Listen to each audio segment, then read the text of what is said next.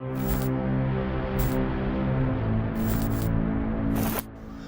coche se puso en marcha. Delante, a una treintena de metros, un perro trotaba a un lado de la carretera. Dick tomó de pronto aquella dirección. Era un vulgar perro viejo, sarnoso y de huesos frágiles. El encontronazo, cuando el coche lo embistió, no fue mucho mayor que el que hubiera producido un pájaro, pero Dick se sintió satisfecho. «¡Bravo!», exclamó. Eso era lo que decía siempre después de haber atropellado a un perro, cosa que no dejaba nunca de hacer si la ocasión le salía al paso. «¡Bravo!», le dimos de pleno. Truman Capote a sangre fría. Ross sin permiso. Empezamos. Bien, en este vídeo he acumulado unos cuantos consejos para aquellas personas que se presentan a un vivo por primera vez. Los he englobado todos un poco en Mundo de Tinieblas porque es lo que más conozco y porque también se ha puesto un poco de moda con V20, pues allá vamos. Lo primero que debes de saber, vas a sentir muchos nervios durante muchos días, incluso el mismo momento antes del vivo. Seguramente esos nervios no te abandonen durante toda la partida, pero debes de saber que es natural. Incluso los más aventajados actores y veteranos tienen nervios durante el resto de su vida cada vez que se enfrentan a un público. Y que te tranquilices porque todo el mundo, al fin y al cabo, estamos igual que tú. Yo muchas veces me he preguntado cuál es el mejor jugador de rol para un rol en vivo, incluso para una partida en mesa. Para mí el mejor jugador de un rol en vivo, incluso para un rol en vivo de Mundo de Tinieblas, es aquella persona que nunca haya jugado ni a rol en vivo, ni a rol siquiera, ni a Mundo de Tinieblas. ¿Por qué? Porque su inexperiencia precisamente lo va a sumergir en toda esa marabunta de información que genera la misma partida. Él lo va a sentir como un torbellino que lo envuelve de toda esta información y realmente no se va a percatar de lo que es la estructura de la partida. Yo creo que habemos personas que ya de tanto jugar estamos un poco viciados y de alguna forma vemos ese código fuente de la partida, es decir, vemos un poco la estructura, vemos un poco lo que son las tramas, vemos un poco lo que quieren contar los narradores con las tramas, qué tipo de trama es y a dónde va a llevar más o menos y para qué se plantea en la partida. También creo que si eres nuevo en los roles en vivo, no leas nada del juego de rol. Simplemente entérate de la síntesis necesaria de la ambientación si acaso para saber dónde vas a jugar. Pero te aconsejo de que no te informes ni siquiera de la partida, que vayas tal cual con tus conocimientos básicos, porque en Vampiro, como en la mayoría de los juegos de rol, siempre vas a empezar con un personaje novicio que pretende crecer durante la historia. Entonces, tu desconocimiento sobre el Mundo de Tinieblas viene sensacional para que rolees perfectamente un neonato. De hecho, si por ejemplo te haces un gangrel y no sabes ni siquiera lo que es el clan gangrel y no sabes ni siquiera cómo es el comportamiento de los gangrel ni a qué van, estaría muy bien que te enteraras de todo eso durante la partida y se lo preguntaras al resto de los jugadores conforme te vayan llegando las dudas. De esa forma ya te garantizo que vas a tener una primera partida muy movida y vas a tener muchas oportunidades de interpretación con otros personajes.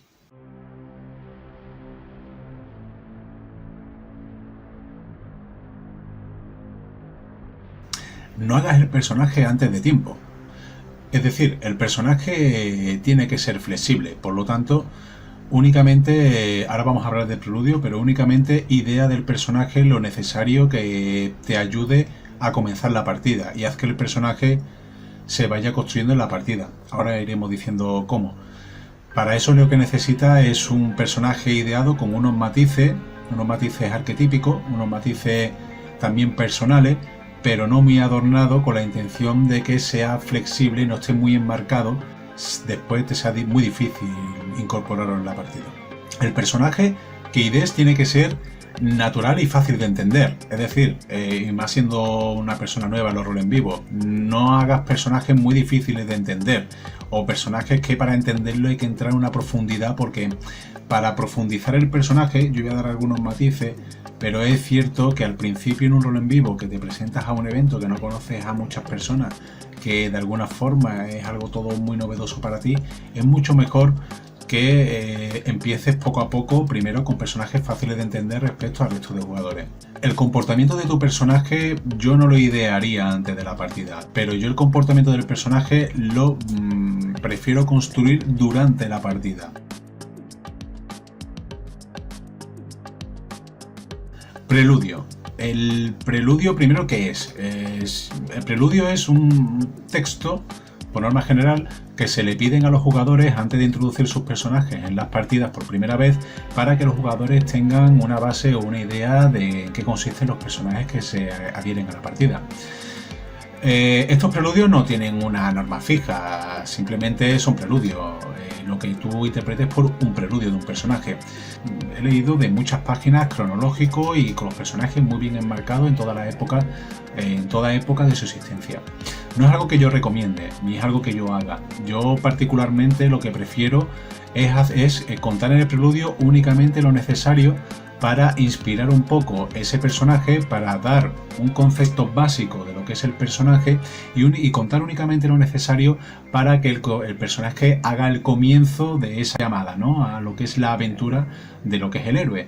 Entonces, básicamente suelo introducir momentos puntuales del personaje en el pasado, que de alguna forma le ha llevado al momento actual. Estoy explicando mi situación actual del personaje, pero yo no trabajaría, por ejemplo, en desarrollar 3 páginas explicando cómo es Missire, sentimientos de Missire, aspecto físico de Missire, cómo Missire me trata, etcétera. A no ser que mi situación actual sea necesario explicar todo este tipo de detalles, porque de alguna forma he ideado algo con él, pero básicamente doy la información necesaria a los narradores para explicarles por qué estoy en su ciudad, y además de la forma más escueta posible, porque de esa forma después durante la partida puedo jugar con toda esa información vacía, entre comillas, que he dejado en mi preludio. Por ejemplo, si yo no he dado detalles de Missire podría terminar siendo el Sire incluso de otro jugador, relacionándote dentro de la misma partida. Si tú nos das información de dónde has estado detalladamente con tu personaje a lo largo de tu existencia, a lo mejor has coincidido en otra ciudad con otro personaje. Es decir, yo no detallo mi preludio al máximo, lo intento dejar escueto, que se entienda, para que los narradores sepan con quién están tratando. Además de, con un preludio elaborado de esta forma, permites que los narradores trabajen sobre tu personaje. Por ejemplo, que tu Sire sea el Sire de otro personaje. Si tú ya sitúas tu Sire de una forma férrea, si hablas mucho de tus Sire, no solo des también de tus amores, no solo des también de tus pasiones, no solo porque estás enmarcando demasiado al personaje, y después anexarlo a la partida, a la ambientación, a otros personajes que te vas a encontrar, que con improvisación podrías anexarte, te va a costar un poco, porque tú mismo te has enmarcado dentro de un contexto muy férreo. Cuanto más defectos, mejor. Esto puede ser chocante. Hay que entender, y esto se dice mucho, yo lo sé, yo voy a incidir, que en los juegos de rol ni se gana ni se pierde. Yo sé que el juego implica, a nosotros se nos ha educado que juego igual a competición.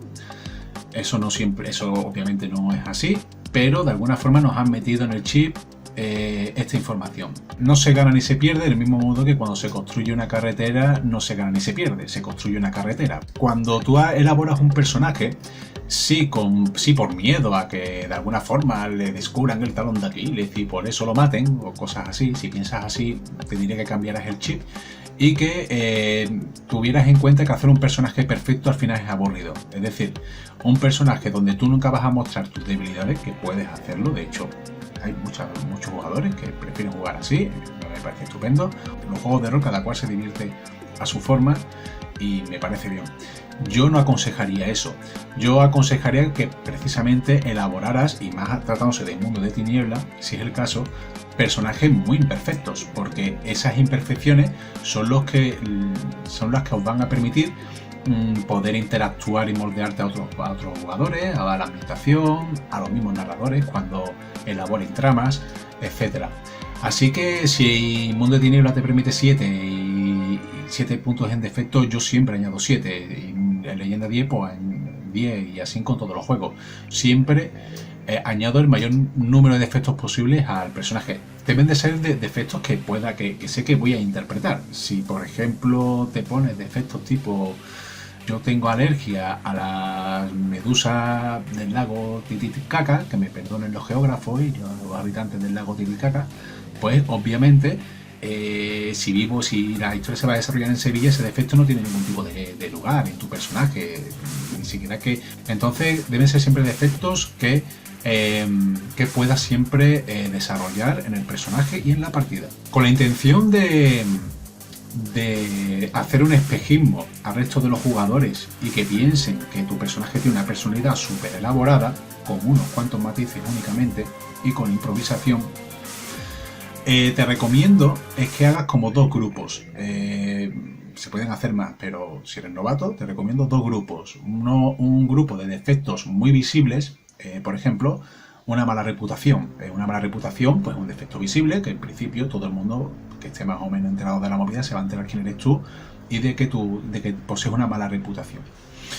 Pero también guardes defectos más íntimos. Por ejemplo, perdiste un amor, que es algo íntimo. Eso no lo sabe toda la partida, o todos los cercanos a ti en ese momento en la partida. Resérvalos para momentos íntimos de interpretación. Es decir, guarda unos defectos que de alguna forma tu personaje muestra con, por ejemplo, un personaje... Yo me hice un personaje que comía. Pues era uno de estos defectos, porque yo puedo ponerme a comer comida y a lo mejor nadie en toda la partida me ve comer comida a mi personaje, y en cambio aún así está en mi ficha. Pero yo en cambio lo interpreté que iba siempre con bolsas de patata, un vampiro que iba por ahí comiendo, ¿no? De una forma grosera, que son cosas que además se le añade, ¿no? Al defecto, a la forma de interpretarlo. Ese defecto está englobado dentro del grupo de los defectos públicos. También en ese personaje tenía otros defectos que de alguna forma los reservo en las interpretaciones para ciertas interpretaciones que yo huelo en ese momento de que son más íntimas, que tengo con un grupo más reducido de jugadores, que sé que esto va a interferir entre un jugador y yo, etc. Otra recomendación que os doy es que no guardéis los defectos en una caja fuerte con 13 candados. No lo hagáis. Los defectos están para explicarlos. Yo sé que hay muchos jugadores que juegan a eso, a guardar el defecto. Yo lo veo un error. Precisamente los defectos es una peculiaridad de tu personaje y tú vienes a explicarnos tu personaje.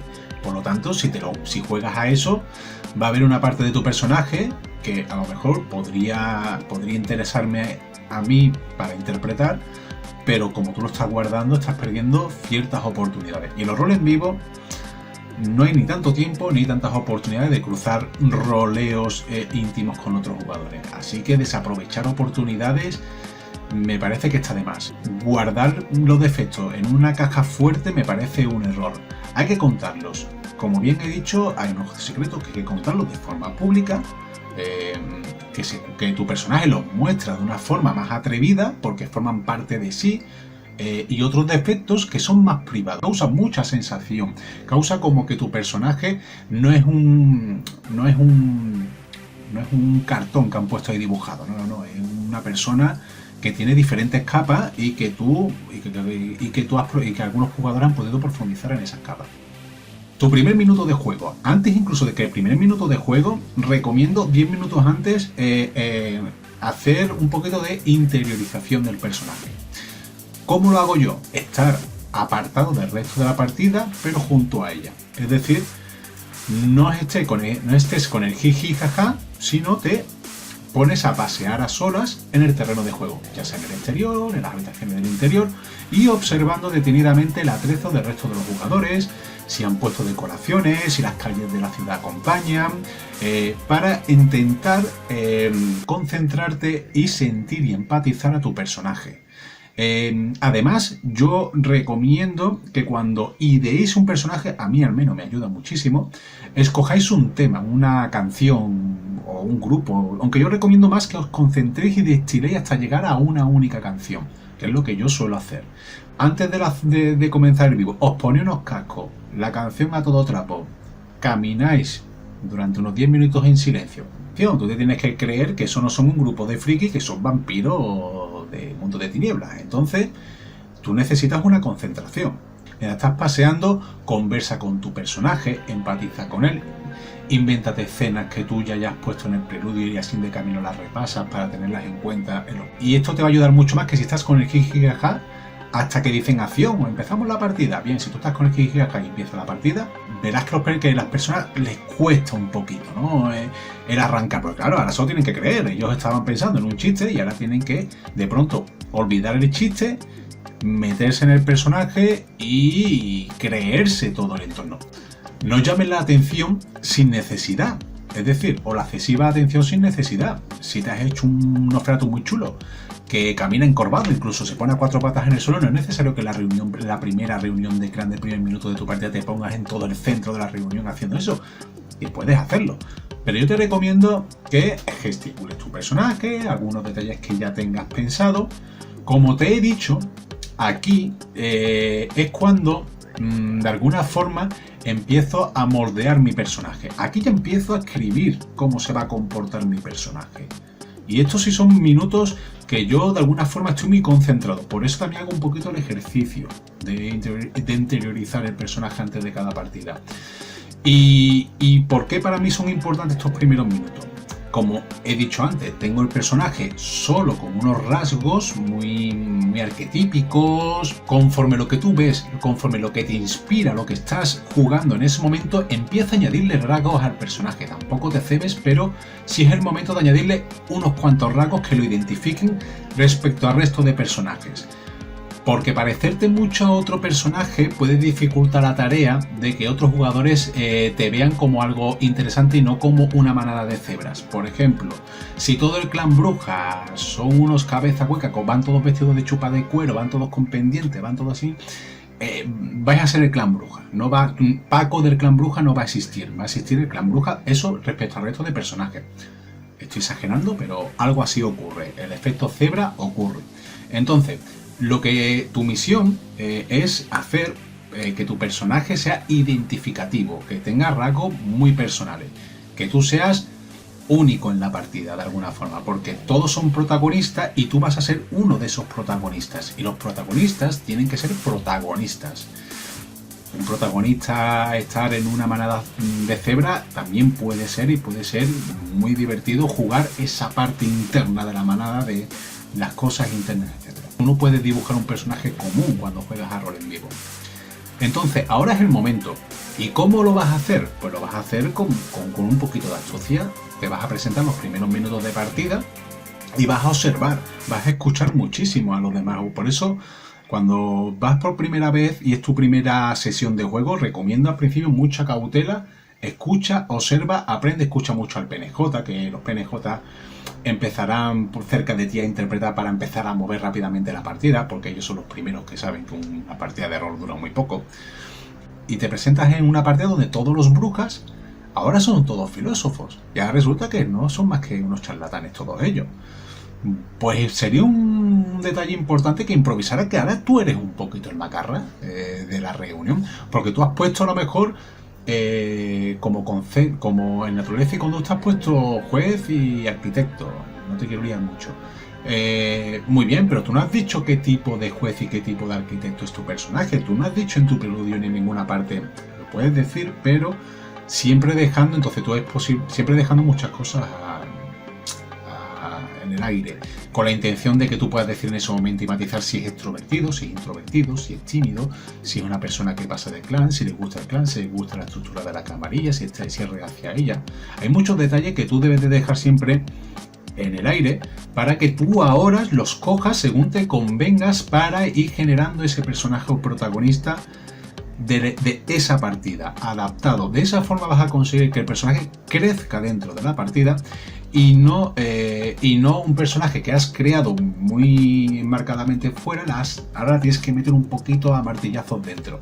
Si lo haces de esta forma y te vas inspirando y vas construyendo el personaje poco a poco en la partida, te darás cuenta que es muy fácil hacer coincidir o hacer coincidencias con otros jugadores, con otras tramas o con otros PNJ. Es fácil. Cuando coges estos elementos y te sueltas a improvisar, en un vivo puedes hacer virguerías y el resto de los jugadores se van a quedar como diciendo, la leche, de pronto tú eres mi hermano de sangre, por ejemplo. Es decir, que juega con esto y es ahora el momento de dibujar esos rasgos. Por supuesto, Si has decidido que tu personaje, has observado un poquito, te ha inspirado a ser un poquito el macarra, recuérdalo, ese es el rasgo de tu personaje. Tu personaje va a ser un poquito macarrilla el resto de la partida, por lo tanto tenlo en cuenta y hazlo un poquito con cabeza, o ve reflejando, o otro truco es ir reflejando el matiz que hayas decidido para tu personaje poco a poco. Si has decidido ser macarrilla, también te recomiendo cautela, no seas el más macarrilla de Europa, empieza poco a poco, ve metiendo cizaña, algún gesto un tanto más rudo, pero no seas el más macarra de Europa. Hay tiempo, hay muchas partidas y hay mucho tiempo para tú convertirte en el más macarra si te interesa en el futuro, de forma improvisada. Se podría hacer un vídeo de cómo poco a poco ir evolucionando un personaje. Si lo queréis lo hago. Y así que ten cautela y calma a la hora de interpretar tus primeros minutos. No tengas miedo a improvisar, porque improvisar siempre se puede desimprovisar, por así decirlo. Se puede dar control Z a una improvisación. No lo voy a decir en este vídeo, pero hay formas de hacerlo. Así que tampoco tengas miedo a la hora de improvisar. Y sobre todo en los primeros minutos de partida. Y ahí es donde tú estás generando el personaje. Bueno, no lo estás generando ahí, digo que estás generando rasgos del personaje en ese momento.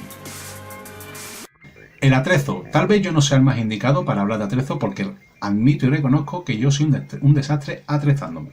Está para disfrutarlo, así que si te gusta atrezarte de una forma o de otra, es el momento. Esta es una partida de rol, es el momento de atrezarte, porque aunque yo sea un poco desastre, me gusta ver a la gente atrezada.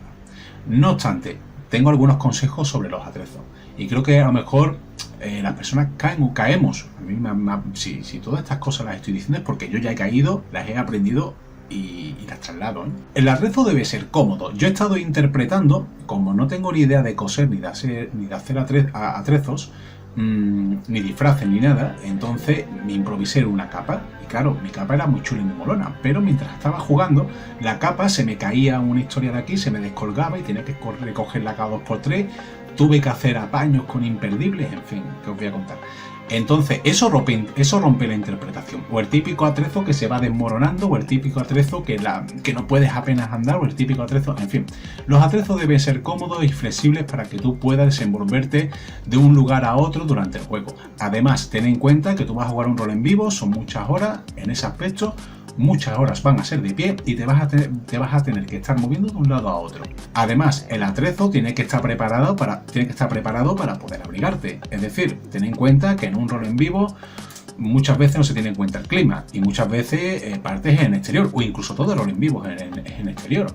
Entonces, el frío te puede matar tu partida. Yo he visto partidas enteras desmoronarse solo por el frío. Hay que tenerle respeto mucho al frío más que al calor en un rol en vivo, porque al fin y al cabo te puedes quitar cosas, las puedes llevar en la mano, lo que fuere, pero el frío te lo comes si no vas bien abrigado y te puede matar la interpretación literalmente, te puede matar la partida. Mis amigos se ríen de mí cuando todavía voy a los roles en vivo con pijama debajo de mi atrezo y mi doble calcetín. Allá cada cual, yo lo sigo haciendo y es lo que les recomiendo incluso cuando narro. Recuerda, vas a estar muchas horas de pie en un rol en vivo. Cada vez que puedas, siéntate porque lo vas a agradecer en ciertos momentos de la partida que te están haciendo una narración. Tienes que estar a lo mejor de 10 a 15, 20 minutos escuchando a una persona. Sí, está muy interesante, pero empiezas a notar el cansancio y vas a estar incómodo en ciertos momentos de la partida que no debes de estarlo, y creo que por eso te recomiendo que te sientes en cualquier momento. Si un jugador ya está sentado, siéntate a su lado e interpreta con él. Ya para ir concluyendo, tú vas a jugar a rol en vivo, no vas a ir a rodar una película, no vas a ir a interpretar en una obra de teatro. Esto quiere decir que tú no vas a tener a Scorsese detrás de unas cámaras allí sentado explicándote cómo debe de interpretar a Michael Corleone, cómo mira a su mujer, cómo coge el puro o el cigarrillo cuando lo enciende, cómo coge una taza de café, cómo mira a su insubordinado, cómo habla, cómo gesticula, cómo se sienta en un momento dado, cómo mira con odio. Todo eso tú no vas a tener una persona recordándote cómo debes de hacerlo. Además, ya te he comentado, en los personajes se tiene que tener muchas cosas al aire para tú ir improvisando. Un personaje que siempre necesita un elemento vital para él, para su vivencia, y no lo encuentre en lo ideado o en el preludio o ya escrito, por así decirlo, va a beber de ti directamente. Es decir, va a coger rasgos de tu personalidad. Por lo tanto, tenlo en cuenta. El personaje no es un ser viviente independiente donde tú siempre vas a poder darle unos rasgos propios. De hecho, no os frustréis cuando hagáis muchos personajes y empecéis a notar que muchos de ellos, o la mayoría, o por no decir todos, tienen muchas cosas en común. Y por mucho que os esforcéis, un personaje de rol no es un personaje de una obra de teatro ni de cine. Es un personaje que de alguna forma está sometido a cualquier vivencia que su variable es infinita. Se puede, mientras que en un cine, en una novela o en el teatro, los personajes están solo sometidos a un momento ya narrado o escrito y prefijado. Por lo tanto, tu personaje se va a ver, va a tener va a estar envuelto en un universo infinito, mientras que el de lo que hemos nombrado sí es finito en ese aspecto. Cuando un personaje no tenga ideado, por ejemplo, qué siente cuando su amor le traiciona, a lo mejor tú no has ideado eso cuando ideaste tu personaje, pero es que a lo mejor te has enamorado de un personaje y ese personaje te ha traicionado. Ahora, ¿cómo interpreta tu personaje ese sentimiento? Seguramente beberá de ti, en cierta medida. Y seguramente a lo mejor tú tienes buenos reflejos y le añades un toque. La experiencia también te da esto. Pero seguramente al principio va a beber de ti y va a coger de ti. Y de esa forma, poco a poco ese personaje va a tener mucho de ti. Y es normal que los personajes se parezcan. Así que, bueno, tenerlo esto en cuenta. Soy vuestro personaje. Bien, pues gracias por haber atendido. Espero que te haya ayudado estos consejos. Y bien, pues dejo ejemplos ahí escritos, jugabilidad en un rol en vivo, más avanzado. Es decir, para si queréis puedo hacer vídeos de cómo creo que un jugador más veterano, más o menos, debería de jugar en vivo. Cómo se puede crear una partida de rol en vivo, por ejemplo. Qué hay que tener en cuenta para generar un rol en vivo, por si a alguien le interesa mi opinión de cómo se genera un rol en vivo, pues lo puedo grabar y así ya tenéis unos comienzos.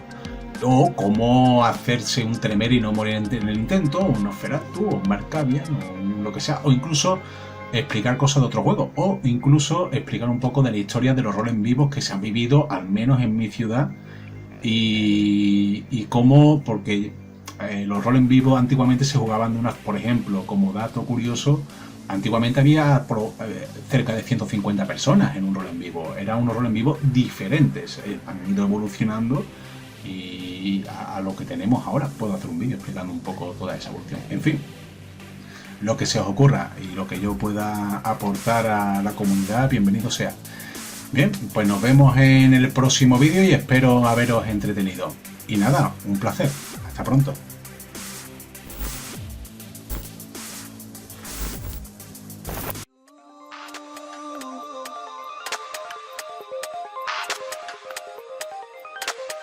Wanna be loved by you. You think that was cool? Watch this shit.